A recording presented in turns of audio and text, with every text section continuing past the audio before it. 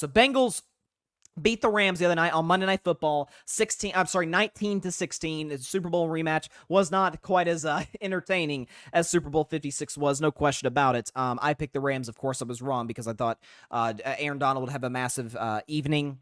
You make things tough for Joe Burrow, and Aaron Donald did play well, so it wasn't his fault that they lost. But Stafford threw a couple bad picks.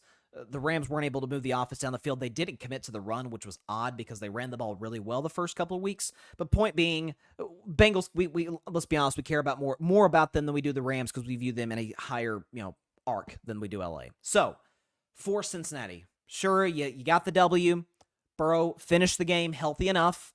You established a run to a solid degree. Joe Mixon had a solid night, had a touchdown. Jamar Chase had a great performance. What do you have?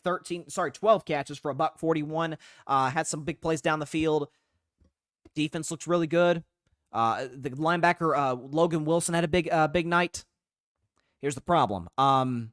You did win the battle.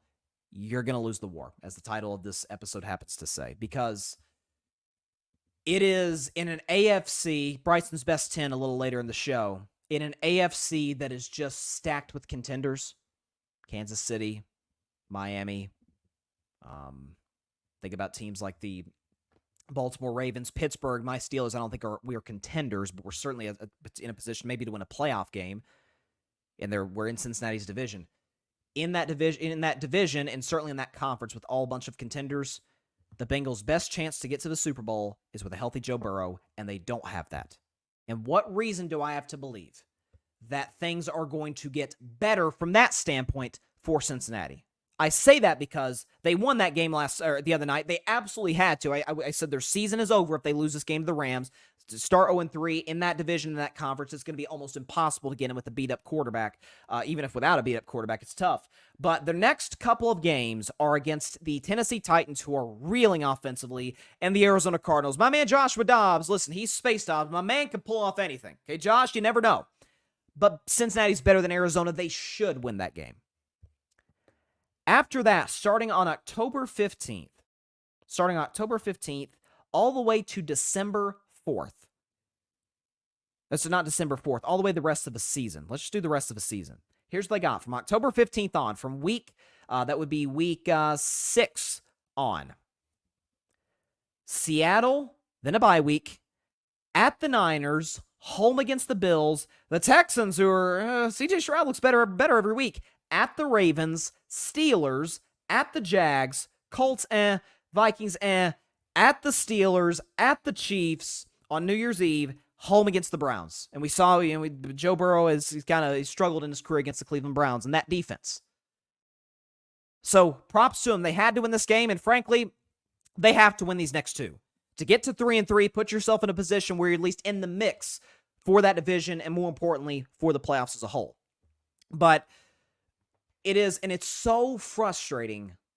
I've talked about this since the start of the year, since that first game against Cleveland, which was just a shock to me, in that Cincinnati has invested, to their credit, a cheap ownership group, but they've invested a lot of dough, a lot of bread in that offensive line. And they still can't protect Joe Burrow. They took Mahomes as left tackle. Still can't protect Joe Burrow. Orlando Browns had some awful games thus far this season, and they struggled against the Rams the other night. So again, now that bye week could be critical in terms of give Joe Burrow an extra week to heal that calf, and that's huge. But again, when you consider what the calf injury initially was, and I'm no doctor, certainly not going to play one in this show. A medical professional would know far more than me on this particular subject.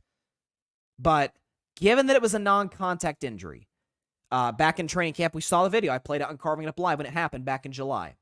Given that he re-aggravated, made it worse in week 2 against the Baltimore Ravens, it was darn near a game-time decision if he was even going to play on Monday Night Football. I'm all of a sudden supposed to believe it's going to get better. I'm all of a sudden supposed to believe that given that schedule, by the way, forget the teams as a whole. Let's talk about the defensive lines they're going to face. Seattle's got a good D-line. San Francisco's D-line is insane. Might be the best in football, along with Philadelphia. Buffalo's got a great defensive line that doesn't even have Von Miller back yet. Baltimore's got a great D-line. Pittsburgh, my Steelers we have an insane defensive line, and they play us twice over the course of the rest of the season. Kansas City's got an elite defensive line led by Chris Jones. And the Browns have Myles Garrett and all those playmakers and Zadarius Smith. So that's all these games compounding on one another where Joe Burrow's going to take a lot of shots. So, and one thing too, we think about Joe Burrow as like this pure pocket passer. He's kind of not necessarily the anti-Mahomes, because Mahomes is a great pocket passer, but we think of Joe Burrow as kind of like the traditional drop back, throw the ball accurately. And of course, accuracy, I think, is absolutely his biggest positive trait as a quarterback. But we forget sometimes, you go back to his days at LSU and even to now, not quite as much now due to all the lower body injuries he suffered. But Joe Burrow is a guy who can move outside the pocket and make some tough throws. He's made many over the years to Jamar Chase back at LSU and now with the Cincinnati Bengals. He's done so as well with T. Higgins, Tyler Boyd, and the crew. You've kind of taken, or I shouldn't say you, like talking about a defense, but the injury has kind of sapped a little bit of that out of him. So how's he going to adjust? How's this Bengals offensive line going to adjust? So for Cincinnati moving forward, I'm sorry, this is a big time concern for them. And whether or not they'll be able to get this fixed, whether they got to put an extra tight end in there, whether they got to put, Joe Mixon in more plays than they do in terms of, run blocking, or not. I'm sorry, not run blocking, pass blocking. I don't know. That I watched that game the other night, and again, Joe Burrow had a passer rating in the high 50s, a QBR of 25. He didn't look great. Again, in his defense, he's beat up. He's facing a pass rush.